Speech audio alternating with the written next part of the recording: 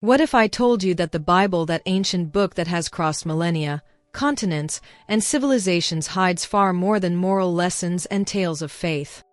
What if, behind parables and prophecies, there were clear accounts of encounters with beings not of this world? No, this isn't a conspiracy theory.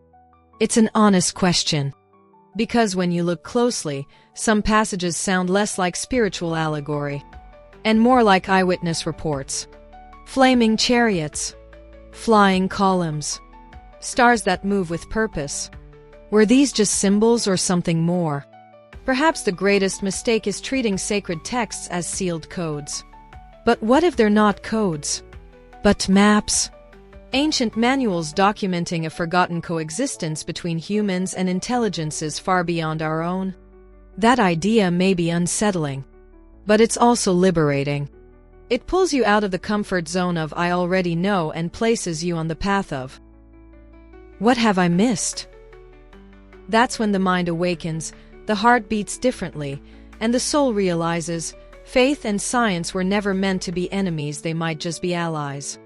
In this film, we'll dive deep into the mysteries religion tried to protect, science tried to dismiss, and history tried to bury. We'll explore scriptures, images, ancient structures, and celestial signs that defy simple explanations. It doesn't matter if you're a believer, a skeptic, or just curious. What matters is, do you have the courage to see what's been hiding in plain sight? So take a deep breath. Because after today, you may never read the Bible the same way again. Imagine a man standing alone in the vast emptiness, suddenly engulfed by a whirlwind of fire, cloud, and something that gleamed like polished metal. This isn't a scene from a sci-fi movie, it's straight from the book of Ezekiel, chapter 1. He describes wheels within wheels, beings with multiple faces and movements so synchronized, so deliberate, they seemed alive. For centuries, scholars called it a divine vision. But today, many are beginning to wonder, did Ezekiel witness a heavenly encounter? Or was he face to face with a technology far beyond his understanding? What truly stands out is the level of detail. He speaks of a glowing aura and something like shining metal amidst the fire.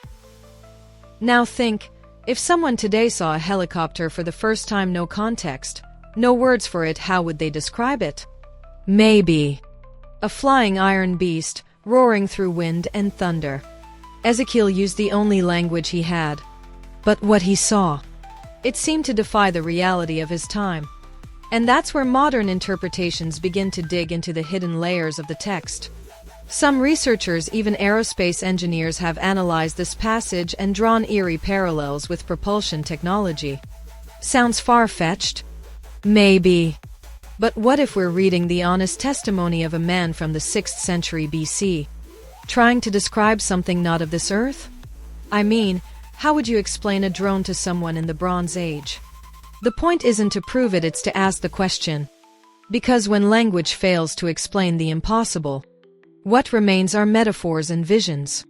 Of course, many still believe it was symbolic, a poetic expression of God's glory. And that's a valid lens. But here's the twist.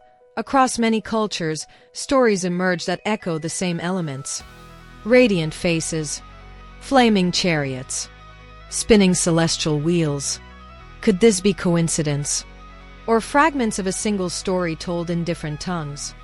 The question lingers precisely because it challenges what we think we know.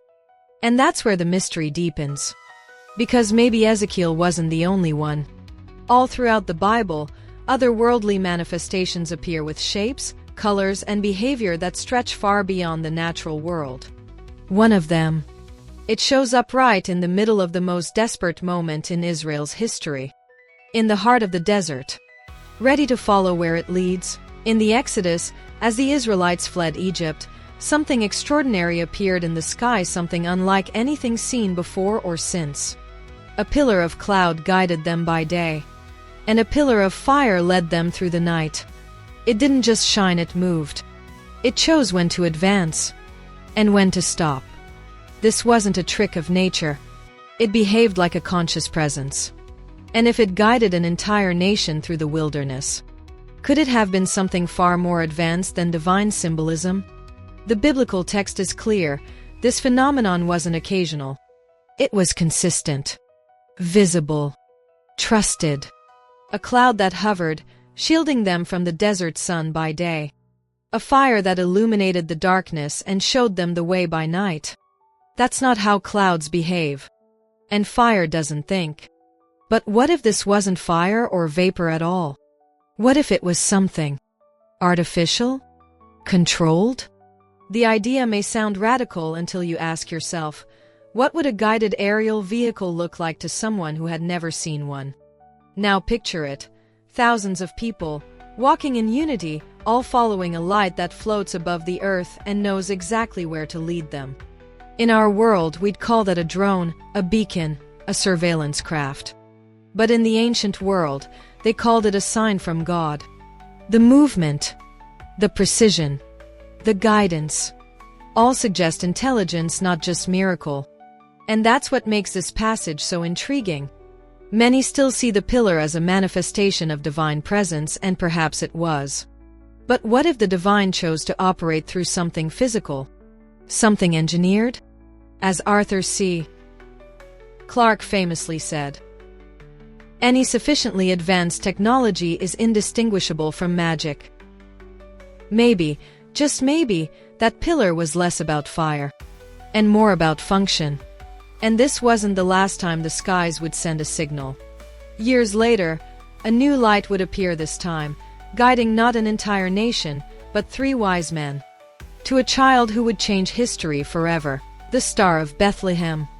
A symbol we've heard about since childhood, glowing gently above a manger, guiding wise men from distant lands. But when we strip away the sentiment, what do we have? A luminous object, appearing suddenly in the sky. One that moves. One that leads. And then it stops. Not over a nation or a city, but over a single house. That's not how stars behave.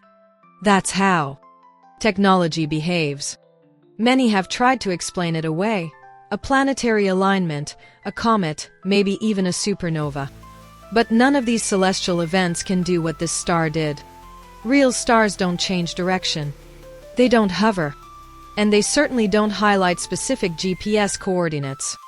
Whatever this was, it wasn't a passive light in the sky. It acted with purpose. It led travelers across vast deserts and delivered them to the precise location they sought. Sound like astronomy? Or intelligent guidance? Now imagine this happening today. You're in the middle of nowhere. Suddenly, a light appears, steady, bright, unwavering, and it begins to move. It leads you across unfamiliar terrain, and when you arrive, it stops, as if saying, "This is it." You'd probably think it was a drone. Maybe even a helicopter with a spotlight. But if you had no words for that, no frame of reference, wouldn't you call it a star? Some believe this was a divine miracle. Others wonder if it was something else, a controlled vehicle, designed to look like a star, used for one sacred mission. And those 3 wise men? They weren't just mystics. They were astronomers, observers of the sky. And they knew this was no ordinary light. If a celestial craft really did appear over Bethlehem guiding men from the east to a manger, then this wasn't just a moment of wonder. It may have been a sign of something far greater. Something watching, orchestrating, guiding from above.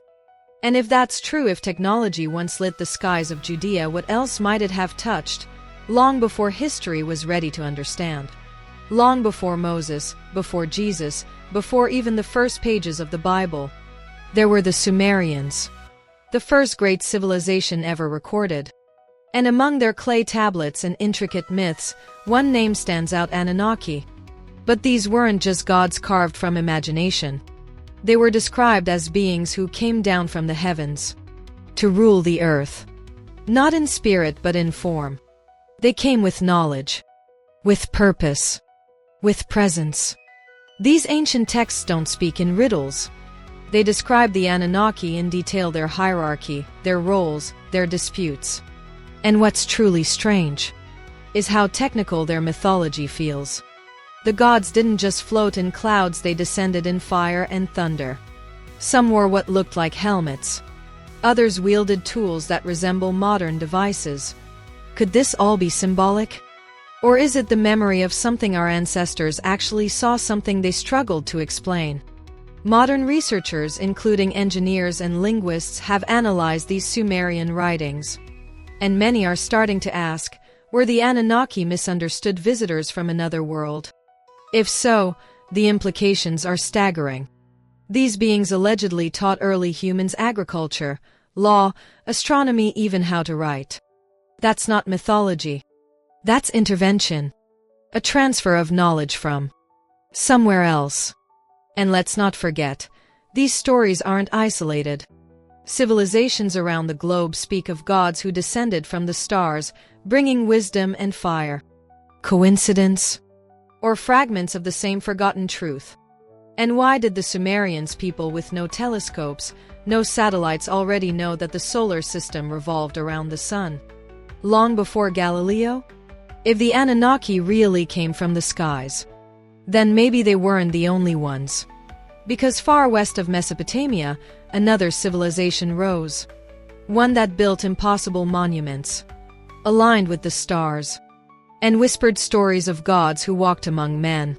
Long before Moses, before Jesus, before even the first pages of the Bible, there were the Sumerians, the first great civilization ever recorded. And among their clay tablets and intricate myths, one name stands out: Anunnaki. But these weren't just gods carved from imagination. They were described as beings who came down from the heavens to rule the earth. Not in spirit but in form. They came with knowledge, with purpose, with presence. These ancient texts don't speak in riddles. They describe the Anunnaki in detail, their hierarchy, their roles, their disputes. And what's truly strange is how technical their mythology feels. The gods didn't just float in clouds, they descended in fire and thunder. Some wore what looked like helmets. Others wielded tools that resemble modern devices. Could this all be symbolic? Or is it the memory of something our ancestors actually saw, something they struggled to explain? Modern researchers, including engineers and linguists, have analyzed these Sumerian writings. And many are starting to ask, were the Anunnaki misunderstood visitors from another world? If so, the implications are staggering. These beings allegedly taught early humans agriculture, law, astronomy, even how to write. That's not mythology. That's intervention. A transfer of knowledge from somewhere else. And let's not forget, these stories aren't isolated. Civilizations around the globe speak of gods who descended from the stars, bringing wisdom and fire. Coincidence? Or fragments of the same forgotten truth? And why did the Sumerians, people with no telescopes, no satellites, already know that the solar system revolved around the sun? Long before Galileo? If the Anunnaki really came from the skies, then maybe they weren't the only ones. Because far west of Mesopotamia, another civilization rose. One that built impossible monuments, aligned with the stars, and whispered stories of gods who walked among men. Deep within the oldest caves on Earth, etched into stone by hands that lived tens of thousands of years ago, are drawings that defy explanation.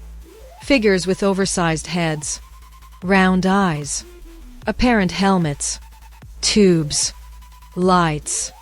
Some hover, some descend.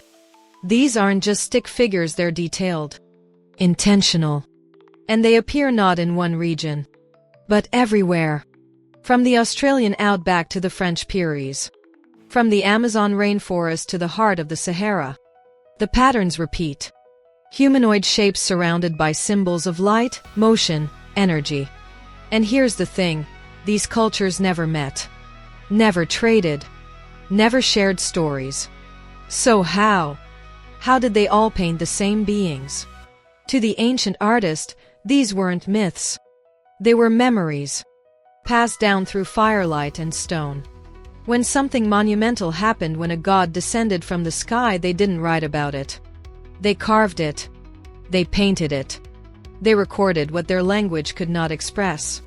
Skeptics argue these are symbolic spiritual visions, shamanic journeys, hallucinations. But how do we explain the recurring details? The antennae, the auras, the strange vehicles above the figures. What if these weren't gods or spirits, but visitors? And what if the only way our ancestors could preserve the truth was through image? Because when the same story is told across oceans, across centuries, across languages, maybe it's not a story at all. Maybe it's history. The kind written not with ink but with fire, stone, and awe. When we read the ancient texts of humanity, the holy books, the scrolls, the myths, we come to a crossroads. Were these words meant to be metaphors? Or memories? For centuries, scholars have insisted, symbolism, allegory, divine poetry. But what if? What if they weren't just speaking in riddles? What if they were telling us something real in the only language they had? Imagine witnessing something so advanced, so beyond your comprehension, that you have no choice but to call it divine. Wheels of fire, beings of light, thunderous voices from above. What if they weren't just spiritual visions, but encounters? And what if the only way ancient people could describe technology was with the language of miracle? Take the Book of Enoch. It speaks of the Watchers, beings who descended from the heavens and taught mankind the secrets of the stars and the earth. The Bible, the Vedas, the Popol Vuh, they all echo the same story. Beings from above, forbidden knowledge, cataclysmic consequences. These aren't disconnected myths. They're a pattern, a warning, a revelation. It's easier, of course, to dismiss it all as metaphor. Safer, more convenient. But the moment we entertain the possibility that these texts were telling the truth, everything shifts. The past becomes less mythical and more technological, less divine in abstraction and more divine in detail. Because when we stop seeing ancient words as fantasy and start reading them as history through ancient eyes, we begin to realize they weren't just trying to inspire us. They were trying to remember, to record, to warn.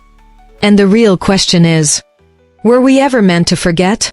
Science demands evidence, measurement, replication. And when it looks at ancient texts filled with fire and flying chariots, it searches for the rational: a comet, a storm, an eclipse. But what happens when the explanations fall short? When the details are too precise, too consistent, too advanced for coincidence? Skeptics argue, extraordinary claims require extraordinary evidence. Fair. But what if the evidence has been right in front of us, misunderstood, mislabeled, or ignored because it didn't fit the paradigm? The truth is, even within the scientific community, cracks have started to form. Objects in our skies that defy known physics. Historical anomalies with no clear origin. And questions that refuse to go away. Think about it. Why do ancient structures align with constellations using mathematical knowledge our ancestors shouldn't have had? Why do stories from across the globe describe the same beings, the same lights, the same voices from the sky? Are we really seeing independent cultural expressions? Or a shared human memory of contact? Of course, some scientists cling to what's safe, dismissing the mysteries as imagination or metaphor. But others are beginning to ask harder questions. Physicists like Michio Kaku have openly acknowledged that some UFO sightings defy the laws of known science. And every time the unknown pushes back, the line between myth and reality grows thinner. Because science, at its core, is not the denial of mystery, it's the pursuit of truth. And maybe, just maybe, the truth has been looking down at us all along, waiting for us to stop laughing, stop ignoring, and start asking the one question that changes everything. What if we've never been alone? When you connect the dots, the visions of Ezekiel, the guiding lights of the Exodus, the star that moved with intention, the gods of summer, the impossible pyramids, the cave art that echoes across continents, something begins to emerge. Not a story, not a myth, but a pattern. A message hidden in plain sight. And suddenly, the question is no longer if, it's how much have we missed. This isn't just about aliens or ancient astronauts. It's about possibility. About confronting the idea that what we've called divine, mythical, or symbolic may have always been something real, something technological, something intelligent, and maybe something still watching. Across faiths, across cultures, across centuries, the skies have spoken, sometimes through fire, sometimes through silence, and sometimes through men who dared to write down what they saw. Maybe they didn't understand it. Maybe we still don't. But they felt it. And they passed it on. So now, the question is yours to answer. Will you look away, chalk it all up to fantasy and move on? Or will you dig deeper? Because in a world full of distractions, few have the courage to chase the unknown, to follow the signs, to open their minds to the idea that truth isn't always buried in the future. Sometimes it's hidden in the past. And if the past was shaped by beings not of this world, what might the future be?